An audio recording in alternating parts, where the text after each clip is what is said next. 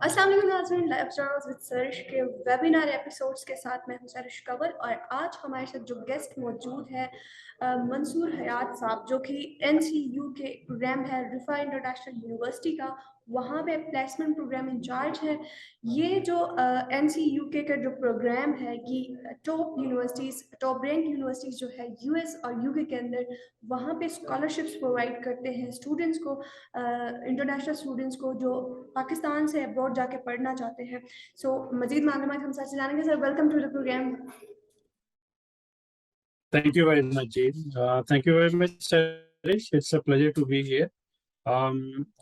For your audience, so I'll be very brief about what I do. Uh, my name is Mansoor Hayatbhat, and I have an industry experience for the last 24 years. Student recruitment या student international universities के लिए with RIFA मैं for the last 8 years यहाँ पे काम कर रहा हूँ. Just to make it a very simple, the program is called NCUK, Northern Consortium United Kingdom. So जो हमारी partner universities हैं वो north side of United Kingdom में हैं. लेकिन आप हमारे साथ जिसमें आपने mention किया US, Australian, New Zealand and one Canadian university भी है, University of Alberta. The program actually started 30 years ago. With the request of हमारे स्टूडेंट्स जो हैं मलेशिया के, वो कैसे 1-2 साल एलिजिबल भी हो जाएं. जी सर। पाकिस्तान में ये प्रोग्राम जो है तकरीबन 10 साल पहले आया यहाँ पे, और ये रिफा इंटरनेशनल यूनिवर्सिटी के साथ है. 2 कैंपसेस हैं हमारे, इस्लामाबाद में और लाहौर में. जी प्लीज. जी सर। सो सर प्लीज़ बताइए कि जो एनसीयूके का प्रोग्राम है, इसमें स्टूडेंट्स कैसे अप्लाई कर सकते हैं, कौन सी ईयर के स्टूडेंट्स अप्लाई कर सकते हैं? जी, इस प्रोग्राम के अंदर जो स्टूडेंट जिन्होंने एफएससी अपनी कंप्लीट कर ली है या अवेटेड रिजल्ट्स हैं, वो अप्लाई कर सकते हैं. और एज पर क्राइटेरिया हमारे पास मिनिमम 50% एलिजिबिलिटी है for the students to apply in our engineering, science या फिर बिजनेस प्रोग्राम्स के लिए. ओके, तो सर मार्क्स का क्या है, कितने % मार्क्स रिक्वायर्ड है? जी, स्टूडेंट्स जो खासतौर पे एफएससी बैकग्राउंड इंजीनियरिंग के लिए आना चाहते हैं, आई वुड रेकमेंड के उनके पास 50% मार्क्स हों ताकि वो इंजीनियरिंग पढ़ सकें. इसमें सिर्फ एक होता है कि हम प्रेफर करते हैं कि इंजीनियरिंग के स्टूडेंट्स 60% के साथ ज़रूर हों, ताकि वो जब भी अपनी डिग्री कंप्लीट करके आएँ तो बाद में उनको पीईसी के अंदर रजिस्ट्रेशन के इश्यूज ना हो. रेस्ट ऑफ द स्टूडेंट जितने भी हैं, आर्ट्स, साइंस, बिजनेस के स्टूडेंट्स, वो एटलीस्ट 50% के साथ भी एलिजिबल हैं इस प्रोग्राम. ओके, मेडिकल का भी है सर इसमें? जी, पहले हमारे पास मेडिकल का ऑप्शन बहुत लिमिटेड सा था, लेकिन अब हमारे पास मेडिकल भी है. ऐसे स्टूडेंट्स जो कि काफ़ी अच्छे हाई मार्क्स लेते हैं, unfortunately due to some reasons वो दे कैन नॉट मैनेज और can not go and join Pakistan universities due to limitation of seats.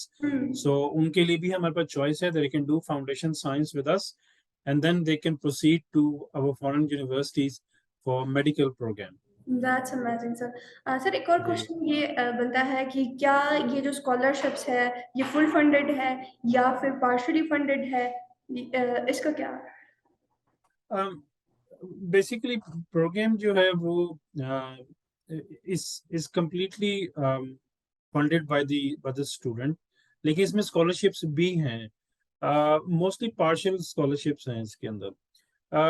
You need to understand this कि जब बच्चे हमारे पास फाउंडेशन करते हैं जी, तो यही फाउंडेशन जो बाहर ऑफर होता है वो हमारी कॉस्ट से 10 टाइम्स है इस वक्त.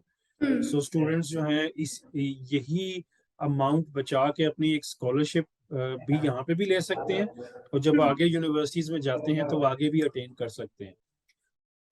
ओके, तो सर इसमें फिर जो स्टूडेंट्स स्कॉलरशिप अर्न करना चाहते हैं या वहाँ जाके पढ़ते हैं 4 इयर्स के लिए या 2 साल के लिए जाते हैं, तो उन यूनिवर्सिटीज में फिर वो वहाँ पे कोई जॉब वगैरह इस तरह करके यानी अपना रेवेन्यू खुद जनरेट कर सकते हैं? It's a good question. Most of the unfortunately हमारे यहाँ कुछ भाई जो लोगों को गाइड करते हैं.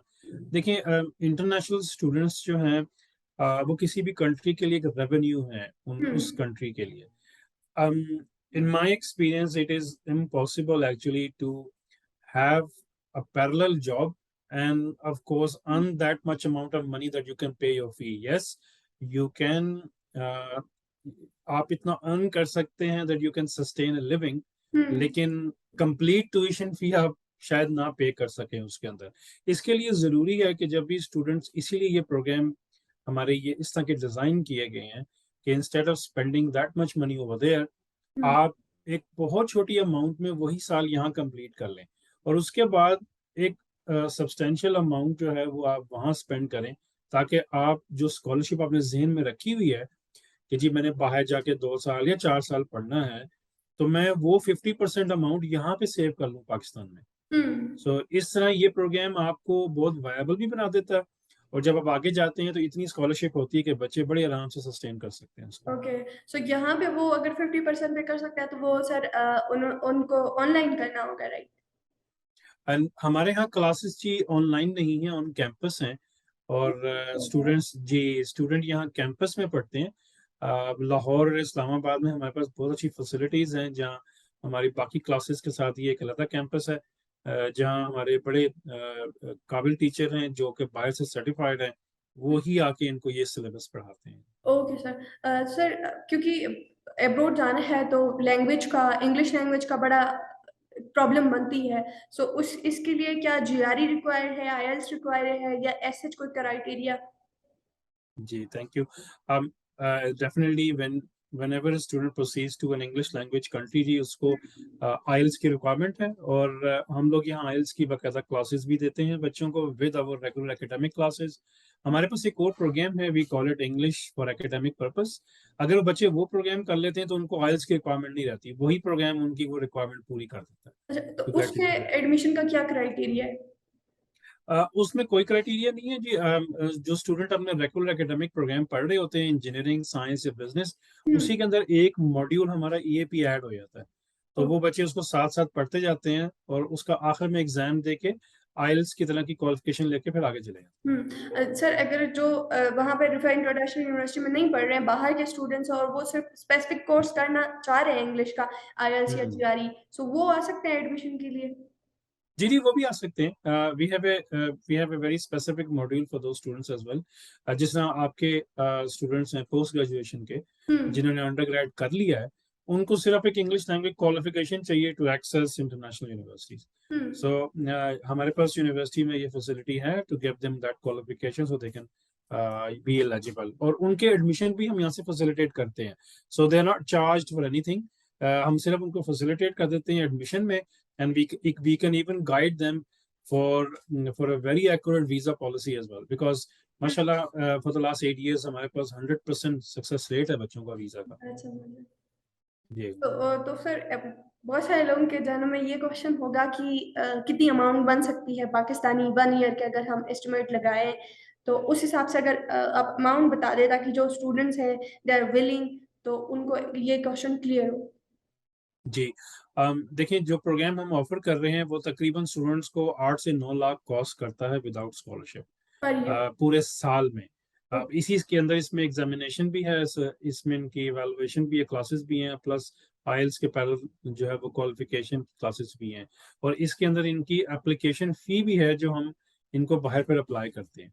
ये सब चीज एक वन पैकेज के अंदर है. और हॉस्टल वगैरह क्योंकि वहां जाएंगे तो वहां रेजिडेंस का इशू होगा, अगर रिफा यूनिवर्सिटी आते हैं तो वहां पे, तो ये भी जरा क्लियर कर लीजिएगा. जी, thank you very much. Of course जब वो यहाँ आएंगे, हमारे जिस कैंपस में अभी मैं हूँ, ये इस्लामाबाद का F5 कैंपस है. यहाँ करीब हॉस्टल्स भी हैं बच्चों के लिए एंड फीमेल स्टूडेंट्स के लिए भी. और अगर वो बच्चे यहाँ प्रेफर लेट्स सपोज नहीं करते, यूनिवर्सिटी के पास अपनी अकोमोडेशन है, लेकिन वो अकोमोडेशन थोड़ी सी दूर है, सो वो आने जाने की कॉस्ट की बजाय बच्चे यहाँ करीब ही ले लें तो वो काफी बेनिफिशियल है. ओके, जब यानी बच्चे यहाँ से जी जी सर, यानी कि ये जो 8 से 9 लाख पर ईयर कॉस्ट है, इसमें हॉस्टल अकोमोडेशन नहीं है, वो फिर अलग से करना होगा? जी, वो मेरे ख्याल से ऑलमोस्ट बच्चों को 1.5 लाख पड़ती है पूरे साल की. ओके.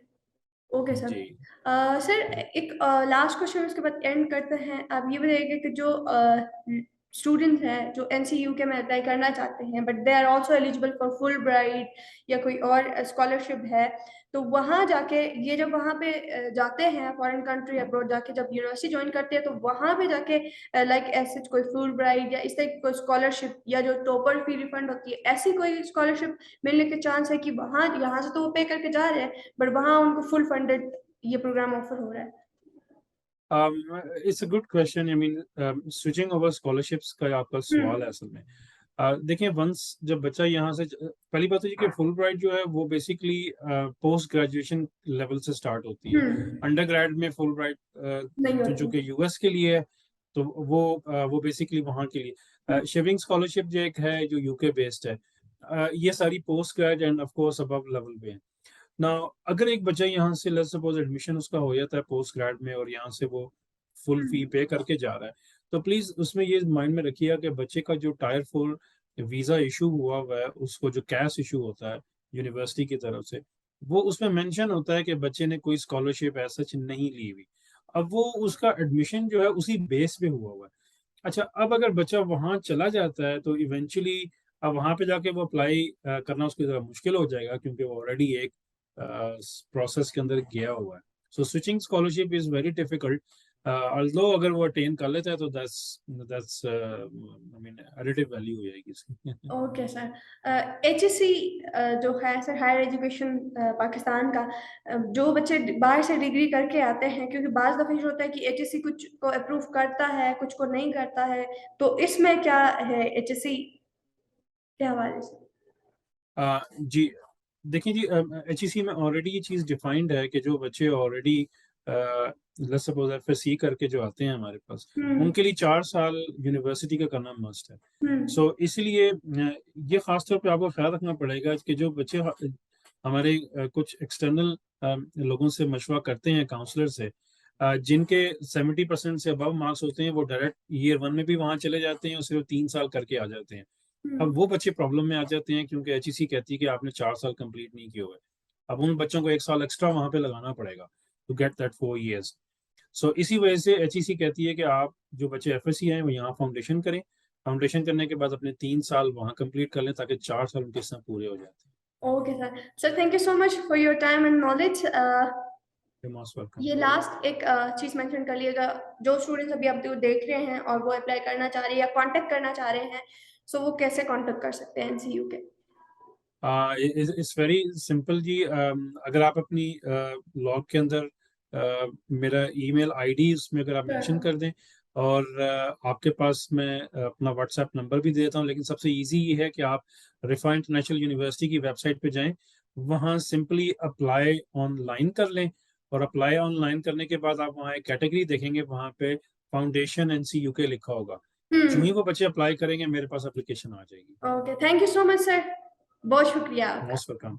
इट्स अ प्लेजर जी। Thank you very much thank for you so having me. Much, thank you. अस्सलाम वालेकुम जी।